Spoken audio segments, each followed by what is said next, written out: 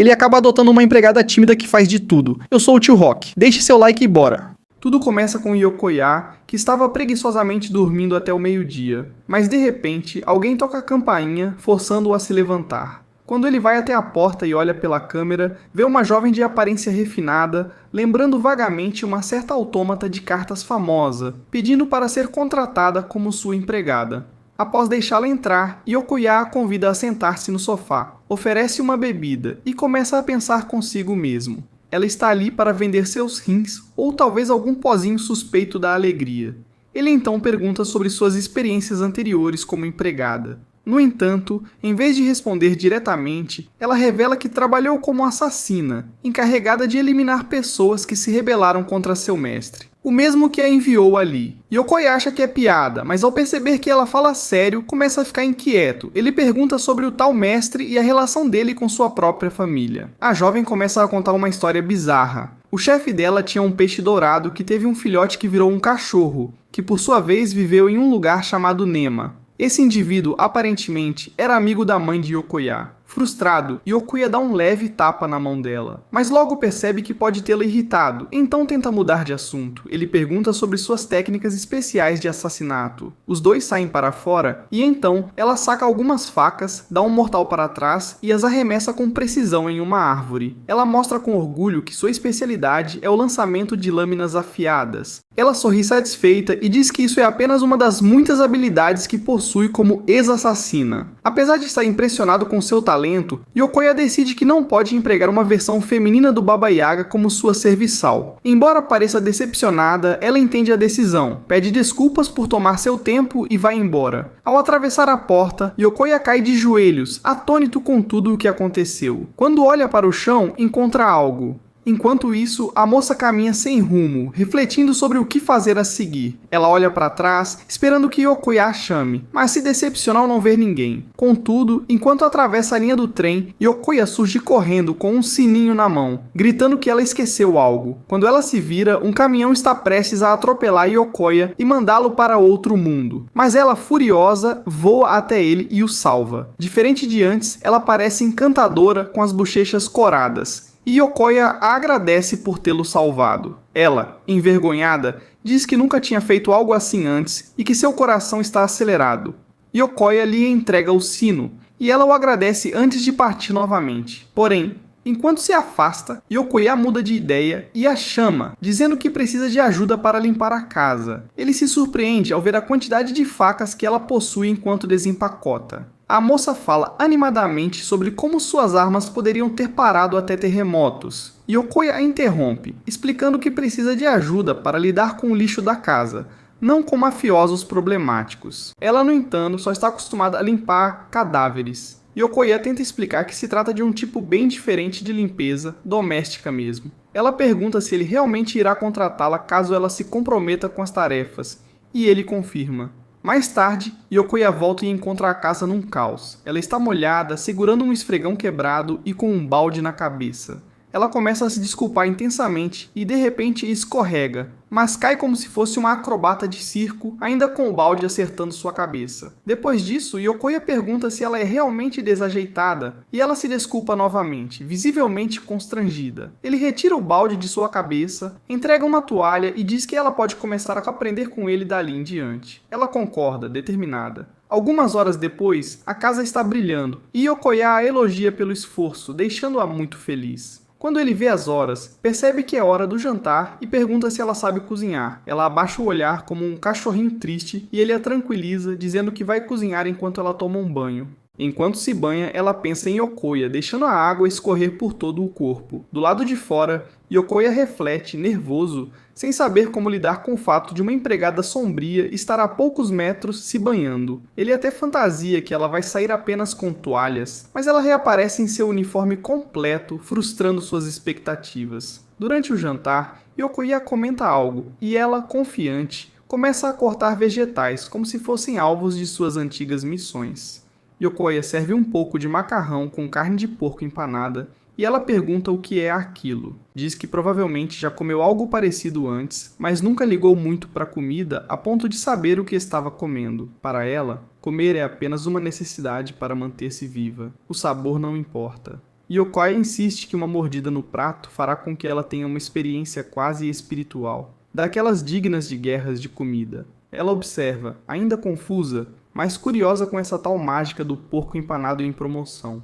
Yokoya divide a refeição em 2 porções, uma para ele e outra para a empregada. Nesse momento ele percebe que não sabe o nome dela. A jovem responde que não possui um nome próprio. Seu antigo mestre era quem costumava nomeá-la. A princípio, Yokoya pensa em chamá-la de Big SFF 9000, mas decide pensar melhor e escolher algo mais apropriado depois, quando se sentir inspirado. Eles começam a comer. E após a primeira mordida no porco frito, a empregada ainda acha difícil descrever o sabor. Isso a faz relembrar memórias de um passado sombrio. Mas dessa vez, ela sente um calor reconfortante por dentro. Ela diz a Yokoya que tanto a refeição quanto a companhia dele despertam algo agradável nela. No entanto, ele não escuta o elogio, distraído ao comentar que preparou um quarto especial para ela. Ao ouvir isso, a jovem se recorda de tempos ainda mais obscuros em que se banhava em sangue. Mas, diferente daqueles dias, agora ela deseja ser tratada com carinho por seu novo chefe. Ainda assim, Yokoya percebe que a carne dela está sem molho, então entrega a ela o molho tonkatsu. Depois de uma nova mordida, seus olhos brilham, soltando sons involuntários de satisfação enquanto saboreia o sabor umami do molho divino. Mais tarde, no meio da noite, Yokoya acorda chorando após um pesadelo. Seu estômago começa a roncar, então ele vai até a cozinha em busca de algo para comer. De repente, ouve um barulho vindo de lá e se assusta, pensando que a empregada está tramando algo. Porém, ao olhar, ele a encontra furtivamente lambendo o molho tonkatsu. Os dois congelam, constrangidos. Ela tenta se desculpar, dizendo que está viciada naquilo. Mas Yokoya diz que tudo bem e pergunta se ela também está com fome. Ele prepara um hot pot suculento e eles começam a comer.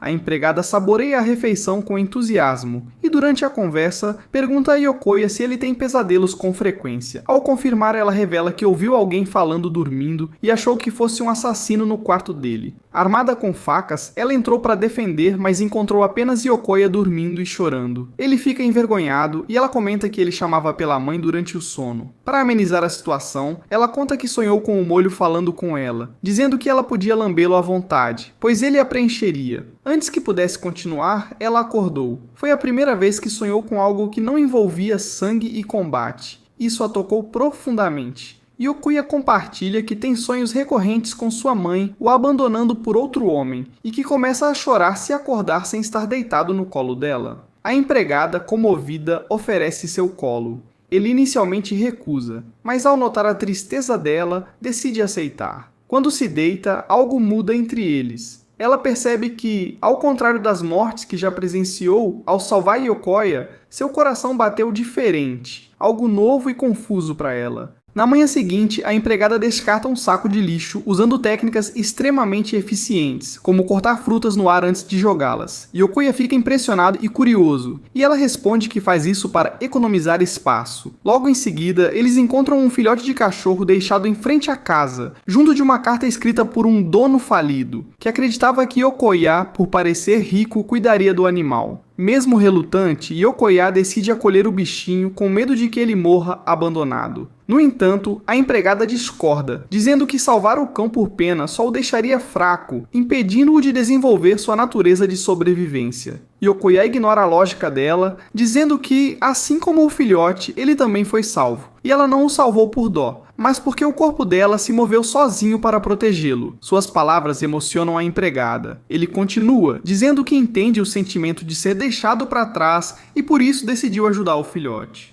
Enquanto ele já começa a se apegar ao novo amigo peludo, a empregada mantém distância, claramente desconfortável. Yokoya percebe e tenta encorajá-la a tocar o cachorro, mas ela se afasta, visivelmente nervosa. Ele acha isso adorável, e ela admite que o faria se fosse uma ordem direta. Yokoya diz que não vai obrigá-la. Curioso, ele pergunta sobre o medo dela, e a empregada revela que, durante seu treinamento como assassina, foi deixada em uma montanha infestada de cães selvagens e extremamente hostis. Yokoya compreende o trauma e lamenta que ela não possa ajudar a cuidar do bichinho. Isso a deixa abalada. Determinada a não decepcioná-lo, ela reúne coragem e pede para segurar o cachorro. Na primeira tentativa, porém, o segura como se estivesse estivesse manipulando uma bomba, fazendo seus braços tremerem. Quando Yokoya pergunta o que exatamente a assusta no filhote, ela aponta as garras, os dentes e os olhos demoníacos. Yokoya comenta que, diferente dela, ele vê o cachorro como um emoji, algo que Yuki considera um conceito completamente alienígena. Mas de repente, o cachorro morde o dedo dela, fazendo com que Yuki se contorça como se fosse arremessar o bichinho direto para o espaço, quase transformando o pequeno em um cachorro quente. Depois de se acalmar, ela observa o cão mordiscando o próprio Yokoya. Ele então verifica os dentes do filhote e percebe que ele está passando pela fase de dentição. Eles levam o bichinho ao veterinário e enquanto Yokoya cuida do check-up, Yuki vai comprar suprimentos. Para surpresa de todos, até do cachorro, ela demonstra um lado extremamente carinhoso, deixando ambos impressionados. Após o passeio, ela olha para Yokoya e diz que nunca conheceu um garanhão tão gentil quanto ele. Diferente de seus antigos mestres que eram frios e a tratavam como mera ferramenta para completar missões, Yokoya a acolhe com bondade mesmo diante de suas falhas. Ela então faz um pedido sincero, quer permanecer naquele mundo dele, um lugar onde há calor humano, diferente do seu antigo mundo regido por assassinatos e sobrevivência. Quer ser como o cachorro, alguém perdido que encontrou um novo lar. Yokoya, tocado, diz que o que ela realmente deseja é deixar de ser uma assassina e começar a viver como uma garota comum, algo que Yuki nunca havia imaginado ser possível. Enviar pessoas para a morte era a única coisa que ela conhecia em toda a sua vida, mas agora, com seu novo mestre, ela sente esperança de que pode descobrir mais sobre ele e este novo mundo fascinante. Yokoya confessa que, embora no início estivesse receoso dela, agora ele a enxerga apenas como uma boa garota. Ouvir-se ser chamada de boa garota faz a empregada lembrar do seu passado, e por causa disso, ela pede a ele para ajudá-la a se tornar uma garota comum. Apesar de Yokoya não entender muito sobre absorventes internos ou externos, ele diz a ela que deve começar a aprender a se sentir comum, mesmo ao cometer erros, e não se cobrar tanto por isso. Na manhã seguinte, o cachorro acorda ao som dela tentando cortar repolho, e ela quer aprender a fazer okonomiyaki para combinar com o molho que adora. De repente, o cachorro se teletransporta para perto de sua perna, assustando-a, pois não acredita que um cão normal possa se aproximar dela com tanta sutileza como um predador. O estômago do cachorro ronca, e ao perceber que ele está faminto, ela o alimenta com ração. Enquanto o cachorro está ocupado devorando a comida, ela tenta acariciá-lo, mas para quando Yokoya aparece. Ele começa a admirar o pequeno fofo e após tocar sua barriguinha fofa, Yokoya decide nomear o cachorro de Moti. Yokoya elogia a empregada por alimentar o cão e cortar o repolho, girando-a levemente antes de elogiar seu esforço, enquanto Kiri, se é assim que chamam a empregada, ainda está em sua perna. Moti começa a se esfregar e pede para brincar, mas Yokoya não pode, pois precisa preparar o jantar. No entanto, a empregada diz que cuidará disso, afirmando que quer ser uma garota comum, que pode acreditar no que ele disse quando Yokoya declarou que o cachorro é um pacote de diversão. Yokoya usa seu charme caloroso e diz que também acredita nela, inspirando-a e acendendo sua motivação com total confiança no seu mestre. A empregada começa a acariciar o cachorro e a cada afago se aproxima mais dele, esfregando sua barriga e tocando suas patinhas. Agora ela entende que, assim como Yokoya, que tinha receio dela no começo, ela passa a confiar no cãozinho do mesmo jeito que Yokoya passou a confiar nela. No jantar, ela se delicia ao saborear o okonomiyaki suculento, e quando Yokoya lhe oferece uma segunda porção, ela tenta recusar, embora sua linguagem corporal demonstre animação com o prato delicioso e cremoso. Yokoya a assegura de que, se tiver algum desejo, basta pedi-lo, e vendo essa chance, ela lhe pede um nome. Yokoya começa a pensar e pergunta sobre a data de nascimento dela, e embora ela não saiba ao certo, lembra que foi no inverno. Yokoya então tem uma ideia e a chama de Yuki, inspirado na neve. Isso a faz lembrar de seu antigo chefe, que a chamava de fria. Mas ao contrário dele, Yokoya gosta da neve porque a acha bonita, o que traz a memória de Yuki, a vez em que fez um boneco de neve. Yokoya compartilha uma teoria ousada de que a neve também é calorosa quando cobre um campo, pois protege as sementes do frio e permite que mais tarde floresçam em lindas flores graças à proteção da neve.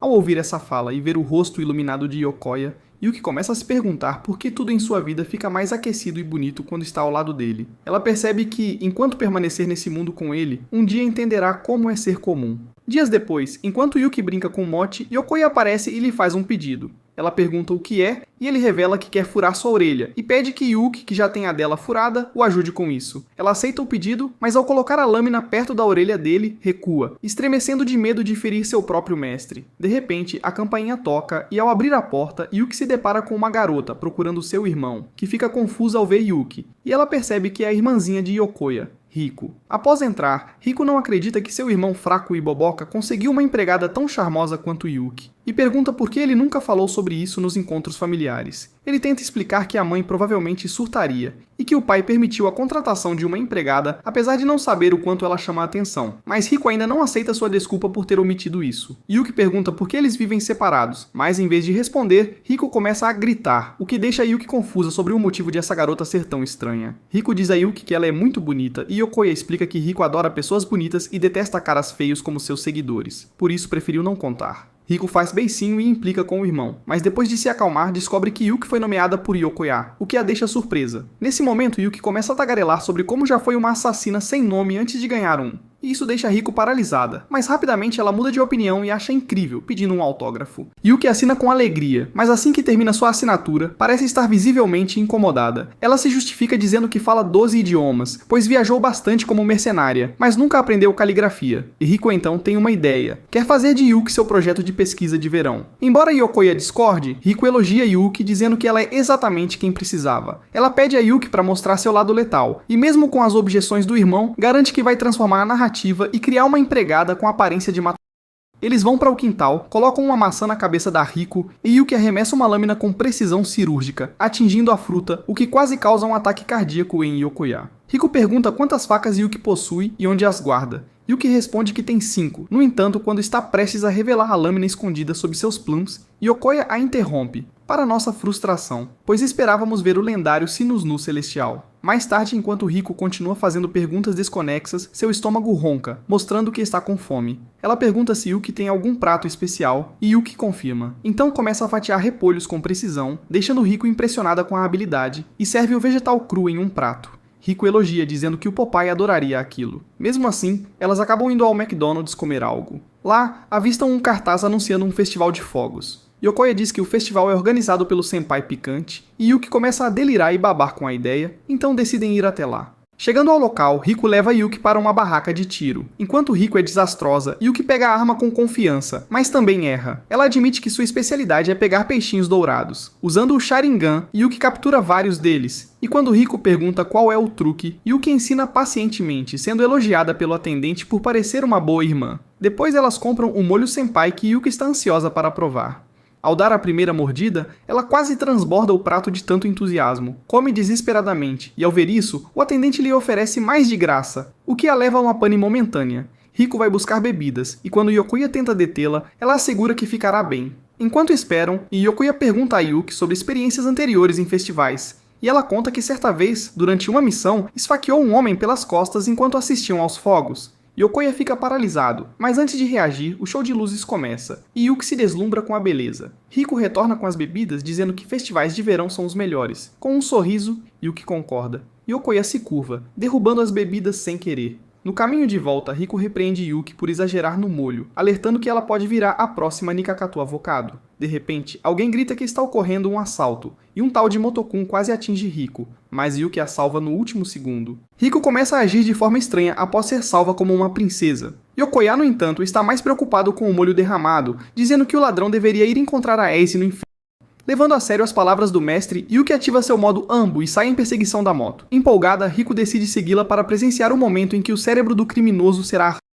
Enquanto Yuki corre pelos telhados como um certo herói aracnídeo, Rico a segue e encontra um atalho. Elas alcançam o ladrão. Yuki, com precisão, lança suas lâminas e fura os pneus. Quando se aproxima com más intenções, Yokoya grita para ela parar. Yuki apenas dá um tapa simbólico no capacete do homem e comenta que está com fome novamente. Yokoya, animado, sugere comprar mais molho senpai, enquanto o criminoso traumatizado deseja ser preso voluntariamente. Depois de comerem, vão para casa. Rico está empolgada para apresentar o projeto de verão à sua turma, mas Yuki se mostra confusa sobre o conceito de escola. Rico começa a explicar como a escola é um lugar incrível, algo que os telespectadores sabem que é uma meia-verdade. Mas recebe uma mensagem da mãe dizendo que preparou um cozido de carne. Rico corre para casa, e mesmo com sua impulsividade, Yuki considera aquilo normal. Inspirada pelo que ouviu, Yuki decide que também quer frequentar uma escola. Na manhã seguinte, Yokoya segue para a escola se perguntando se Yuki será aceita. Seus colegas chegam comentando sobre um rumor envolvendo um Ploffel grosso, o que o faz cuspir leite. Tentando disfarçar, Yuki finge não saber do que se trata, mas logo a professora apresenta uma nova aluna.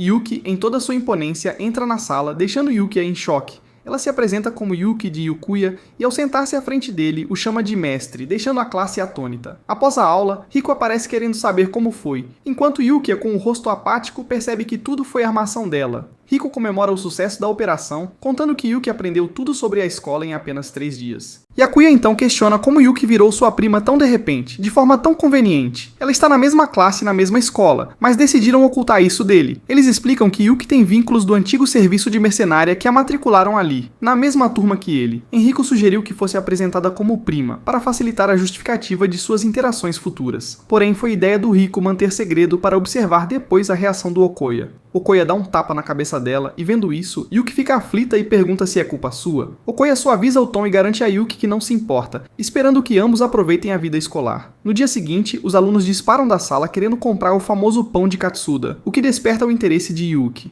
Okoya pergunta o que ela deseja para o almoço e ela responde: pão de Katsuda. Ele explica que o pão é mais raro que o One Piece e que ela precisa ser veloz na hora do recreio para conseguir um. Ele esboça um mapa mostrando que a classe deles é a mais distante do refeitório, e enquanto Yokoya se sente pessimista, Yuki se anima e diz que se Escobar consegue pegar o pão, ela também conseguirá. Determinada, ela salta pela janela rumo ao telhado e, apesar da tentativa de Yokoya de contê-la, corre pelo parapeito como uma ninja. Nesse momento, Yokoya percebe que não pode pará-la ao ver seus olhos famintos, concluindo que, quando molhos estão em jogo, nem mesmo Aizen ou Thanos conseguiriam segurar Yuki. Yokoya olha para baixo e vê a multidão suada, obcecada por pão Katsuda correndo para o refeitório e teme que Yuki caia na frente deles, revelando seu segredo. Mas ao pular, ela vira no ar e aterrissa bem em frente à cantina, onde compra um pão e um sanduíche. No entanto, ela avisa Yokoya que só conseguiu comprar um, já que a venda é limitada. Ele pega outro sanduíche e diz que ela pode comer aquele. Yuki hesita dizendo que ele deveria ficar com o pão katsu, mas ele garante que ela merece a recompensa. Na primeira mordida, Yuki grita de alegria e, apesar de eufórica, divide o lanche e o alimenta, partilhando a felicidade. À noite, Rico anuncia que vai dormir lá, e enquanto Yokoya não gosta da ideia, ela o repreende pelo privilégio de morar com Yuki e vê-la todas as noites. Acrescenta que sempre sonhou em ter uma irmã para conversar sobre garotos, tanto que até o imaginou como uma irmã aplaudida. Agora Rico tem uma ideia brilhante. Se Yokoya se casar com Yuki, seu sonho se tornará real, já que ela acha que Yuki gosta dele. No entanto, Okoya garante que Yuki não sente amor romântico e que dias atrás, quando ela fez pão de presunto para ele, não demonstrou nada. Mas Rico segue convicta. Ela acha que a mãe aprovaria, mas o pai não. Yuki aparece perguntando quem vai se casar, deixando ambos chocados com sua presença. Rico revela a verdade e pergunta se ela gosta de Yokoya, e Yuki responde que o admira, o que deixa Yokoya atordoado.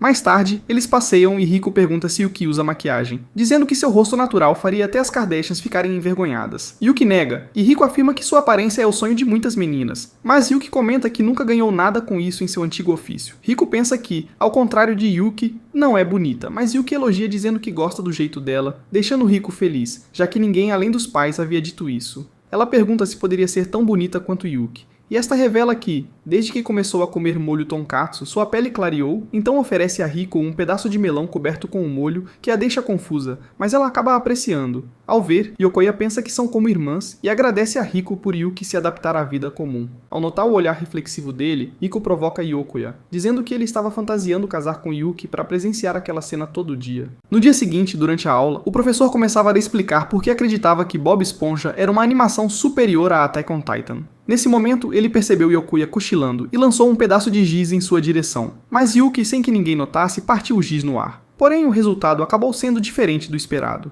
Yokoya ficou temporariamente cego, o que não era de forma alguma a intenção de Yuki. Assim, o garoto foi encaminhado à enfermaria, onde acabou encontrando uma nova enfermeira enigmática vinda diretamente do colégio vizinho, chamada Dekisdenina, que estava cobrindo a antiga responsável pela saúde dos alunos. Depois de reclamar sobre seus olhos, ela pediu para que se sentasse na maca, mas Yokoya logo sentiu uma presença estranha pairando no ar. Então Nita começou a questioná-lo sobre Yuki. Quando ele mencionou que Yuki era seu primo, Nita caiu na risada, dizendo que ele parecia frágil e apagado em comparação a Yuki. Enquanto examinava seus olhos, elogiou suas feições bonitas, e logo após declarar que ele já estava recuperado, trancou repentinamente a porta.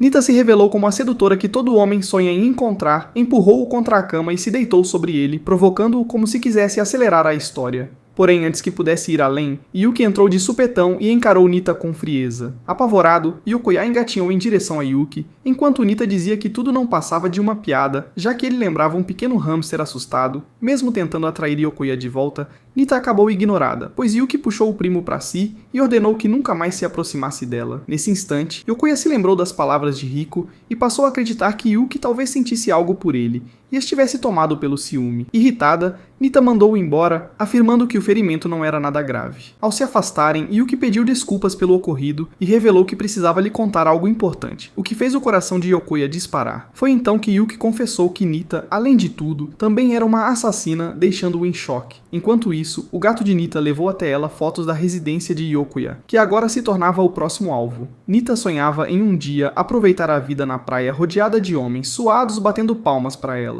Mas antes de realizar esse desejo bizarro, precisava eliminar tanto Yokoya quanto Yuki. Naquela mesma noite, Yakuya não conseguia dormir, pois Yuki se recusava a sair de perto dele por medo de que Nita, ainda um completo mistério, pudesse invadir e tentar assassiná-lo junto do seu precioso Pickles. Incomodado, Yakuya comentou que não conseguia descansar, e Yuki teve a ideia de se deitar ao lado dele, dizendo que suas coxas serviriam como travesseiro e o fariam relaxar, apertando-o de forma exagerada, como se fosse um sonho masculino realizado. Yakuya, no entanto, demonstrou preocupação com ela, e ao ouvi-lo, Yuki ficou corada, mas garantiu que poderia se defender facilmente, até mesmo dormindo, usando apenas um lápis como se fosse John Wick. Em seguida, compartilhou sua suspeita de que Nita fosse alguém que guardava rancor do passado, mas ao mesmo tempo assegurou a Yakuya, apertando sua mão com firmeza, que o protegeria, pois ele era a pessoa que lhe fazia sentir calor e aconchego. Yakuya, tomado por aquela proximidade, quis abrir a janela para se refrescar, mas Yuki o impediu, abrindo ela mesma e explicando que ele poderia ter levado um tiro se não fosse cuidadoso.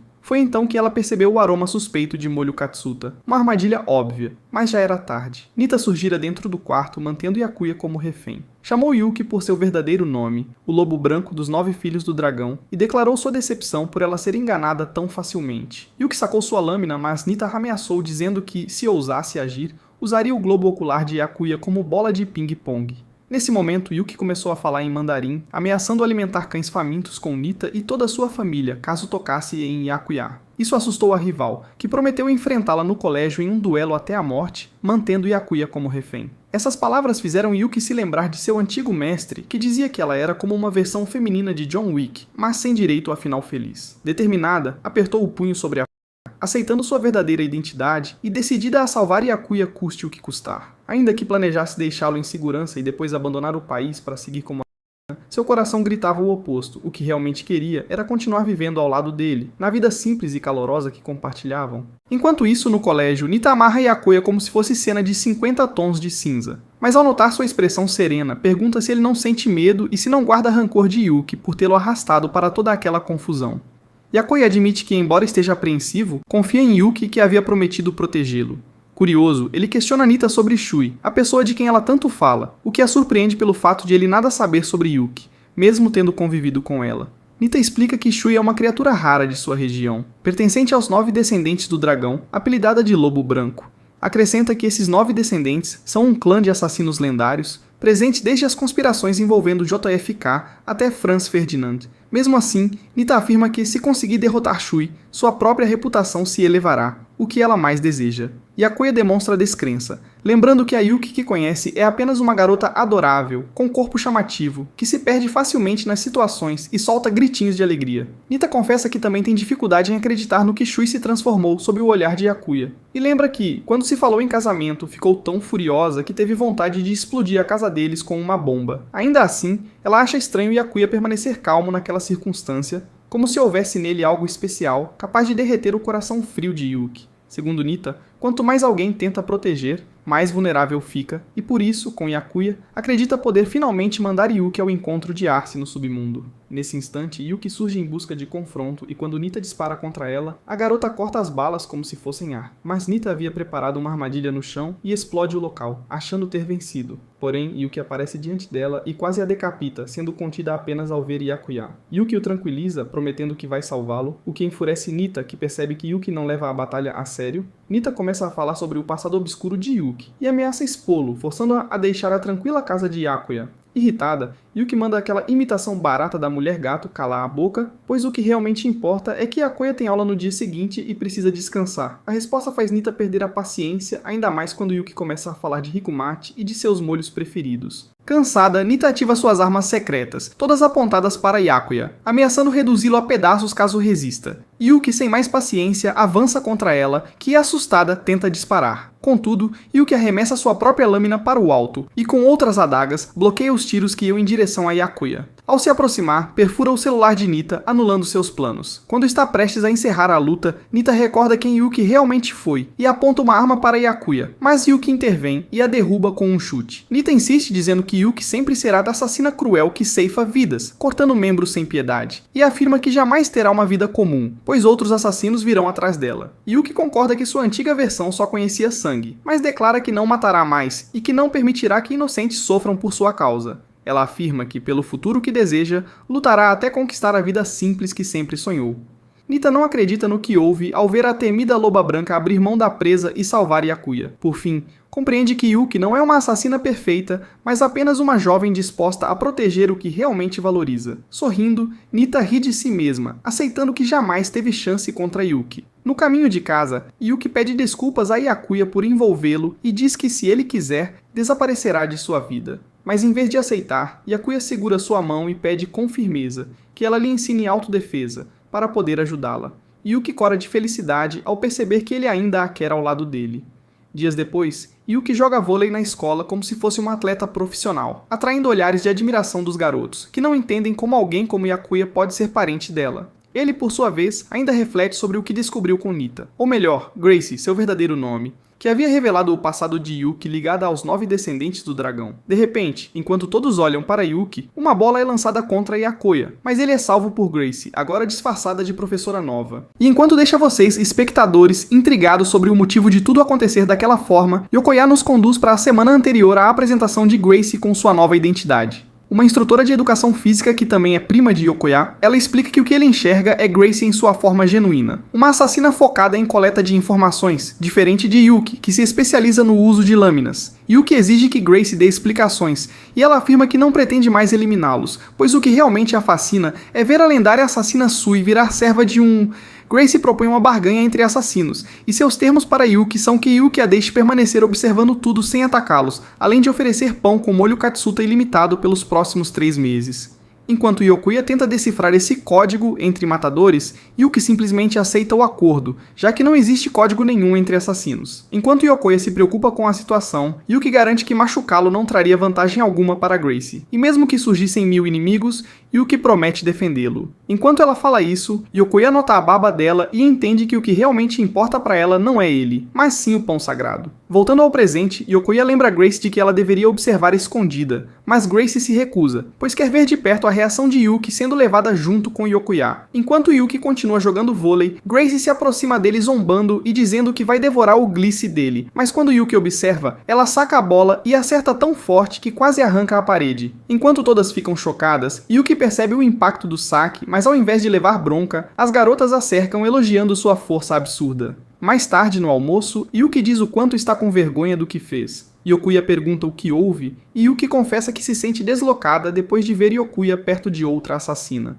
Depois que Gracie revela tudo, Yokuya entende que Yuki está com ciúmes. Ele a tranquiliza dizendo que seus sentimentos são naturais, e isso a deixa feliz. No fim de semana, cedo, Yuki troca para seu uniforme de empregada e vai lavar roupa.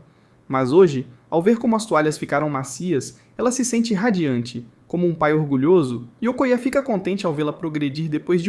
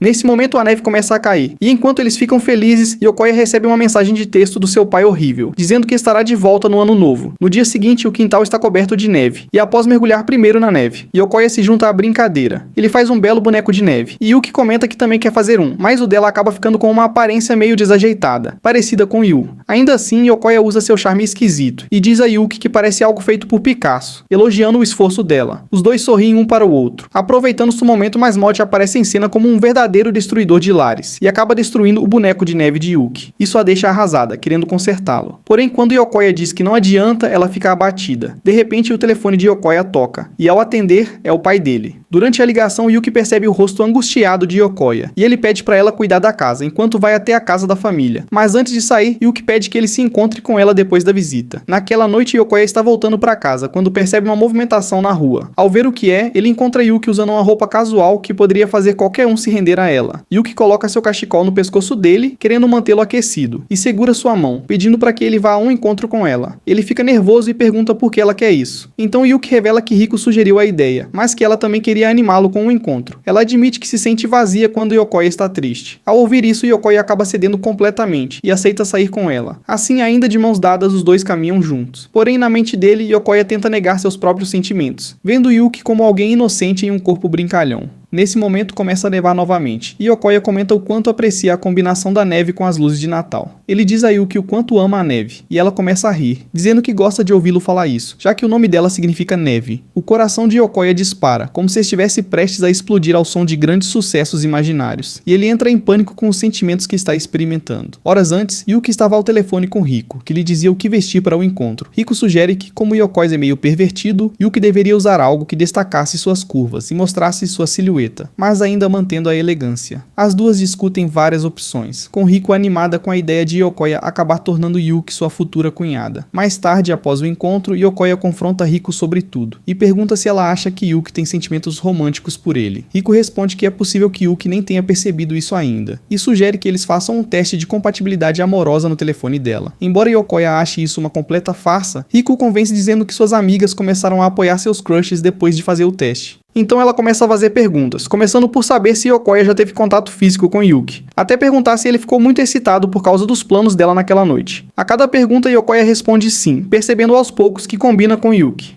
No entanto, na última pergunta, Rico questiona se Yuki já expressou claramente o quanto gosta dele. Ao lembrar do encontro, ele responde que não. Isso lhes dá uma pontuação de 96%. Enquanto Rico fica confiante de que Yokoya logo vai avançar com Yuki, ele fica preocupado com os 4% restantes. Nesse momento, Yuki aparece, e como Yokoya está nervoso perto dela depois das perguntas, Rico sugere que ela também faça o teste. Ela começa a fazer perguntas para Yuki, e a cada uma, Yuki responde sim, deixando Yokoya cada vez mais abalado. Na última pergunta, ao contrário dele, Yuki responde que Yokoya já disse que gosta dela. Isso faz Yokoya entrar em pânico enquanto Rico comemora internamente, já se imaginando como tia dos filhos de Yuki. Depois eles comem hot pot juntos. E Rico começa a falar demais sobre como no passado Yokoya costumava bagunçar a casa só para irritar o pai. Yokoya manda Rico ficar quieta, não querendo que seu passado vergonhoso como garoto imaturo seja revelado para Yuki. Ele decide se vingar e começa a chutar por baixo do Kotatsu. Mas para sua surpresa, Rico não reage. Yokoya continua chutando várias vezes, mas ao olhar debaixo do Kotatsu percebe que estava acertando Yuki. Os dois notam o erro constrangedor, e quando Rico pergunta o que está acontecendo, eles evitam explicar. Rico comenta que eles parecem um casal fofo escondendo segredos, e os dois acabam desistindo de negar. Depois de tudo o que aconteceu no encontro, Yokoya ainda fica pensando nisso, e também em um passado que havia esquecido. Ele já havia se declarado para uma garota antes, mas foi rejeitado, pois ela disse que ele não a amava de verdade, apenas estava se sentindo sozinho. Isso o deixou traumatizado em relação ao amor. Ele acorda com Yuki ao seu lado e quando tenta sair de fininho ela acorda, mas ele vai embora mesmo assim para se acalmar. Yokoya não consegue controlar seus sentimentos por ela, e se culpa por ter deixado Yuki dormir com ele por causa dos pesadelos, o que acabou tirando seu próprio sono.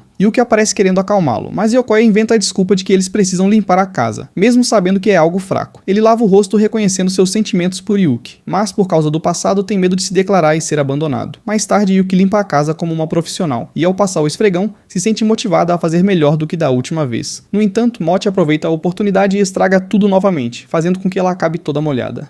Ela pede desculpas, mas Yokoya sabe que foi Mochi quem causou aquilo. Então ele o repreende. Nesse momento, Yuki remove a camada externa da roupa. E quando Yokoya vê a renda preta que ela está usando por baixo, seu coração acelera e ele fica claramente abalado. Ele se afasta para se recompor, percebendo que está cedendo a cada gesto dela. Mas ainda hesita em se declarar. Quando ele sai, encontra Yuki de joelhos, pronta para acariciar sua cabeça em seu colo macio e acolhedor. Ele se mexe ao ver o sorriso brilhante e inocente dela. Então diz que se sente envergonhado de deitar em suas coxas. Isso deixa Yuki triste, fazendo-a pensar que Yokoya está cansado dela. De repente, ela começa a chorar por se considerar um fracasso. Yuki tenta conter as lágrimas, mas não consegue, já que nunca havia chorado antes, o que a deixa confusa. Yokoya sente o peso da culpa e rapidamente muda de assunto, sugerindo que ela tome um banho para não ficar doente. No entanto, percebe que tomou a pior decisão possível para lidar com a situação. Yuki passa a chorar por tudo durante dias. Por um cachorro, por gatos brigando e até por folhas caindo, mesmo sem ter culpa de nada. Mas Yokoya não sabe como lidar com isso. À noite ela continua dormindo ao lado dele, o que faz com que Yokoya perca o sono constantemente. E assim os dias seguem até o ano novo. Então, ao procurar Yokoya, Yuki encontra apenas um bilhete dizendo que ele ficaria fora por um tempo. Ela sai para passear com o cachorro e fazer compras. Mas ao chegar ao mercado habitual, percebe que tudo está fechado por causa do feriado. Sem alternativa, vai a um supermercado diferente, onde começa a ficar nervosa por nunca ter ido ali antes. Ela vê um açougueiro oferecendo um pouco de rosbife e decide comprar para o jantar. Ao voltar para casa, encontra Yokoya preparando o okonomiyaki. E ele também mostra que comprou o rosbife. Isso a faz chorar novamente, pois agora eles têm comida demais. No fim, acabam comendo tudo juntos. Quando Yuki prova a comida com molho, volta a chorar por estar deliciosa. Naquela noite, Yokoya decide dormir no sofá, dizendo a si mesmo que precisa se recompor, já que seu pai voltará no dia seguinte. Enquanto ele dorme, Yuki coloca um cobertor sobre ele com cuidado. Na manhã seguinte, Rico aparece para a celebração de Ano Novo. Mas como Yokoya não consegue acordar, isso atrapalha os planos dela. Yuki fica confusa sem entender o motivo da visita. Quando Rico revela que é o aniversário de Yokoya, Yuki começa a chorar de culpa. Isso surpreende Rico, que nunca tinha visto assim. E Yuki chega a pensar que seus olhos estão quebrados. Sentindo que não está bem, decide ficar em casa, e Rico compreende. Mais tarde, Yuki encontra o telefone de Yokoya e vê uma mensagem de Naka convidando-os para visitar um templo. Mesmo sem ele, Yuki decide ir. Ao chegar, encontra Naka, que está extremamente adorável. Yuki admite que não entende muito sobre visitas a santuários, então Naka passa a guiá-la. Elas começam tirando a sorte, e enquanto Naka fica feliz por compartilhar aquele momento, Yuki acaba se emocionando novamente. Naka a leva para se sentar. Na previsão de Yuki diz que ela perderá algo, e ela interpreta isso como se fosse se separar de Yokoya. Yuki desabafa com Naka, contando que Yokoya tem estado distante, o que a assusta, pois teme que um dia ele não precise mais dela. Ela admite que não consegue parar de chorar ao imaginar que ele possa odiá-la e abandoná-la. Para confortá-la, Naka diz que também passa por momentos em que não consegue conter as lágrimas. Então, Naka compartilha algumas reflexões simples que aprendeu com sua mãe, explicando que Yuki provavelmente acumulou muita tristeza dentro de si, e agora isso está sendo liberado. Ela a incentiva a chorar tudo o que precisar, dizendo que um dia o sorriso dela voltará naturalmente. Depois de se acalmarem, elas fazem seus pedidos no templo, e Yuki deseja poder sempre estar ao lado de quem ama. Enquanto isso, o pai de Yokoya chega ao Japão e tenta ligar para ele, mas Yokoya não atende, pois ainda está dormindo profundamente. Comente flores raras se você chegou até aqui. Abraço do tio Rock e fui.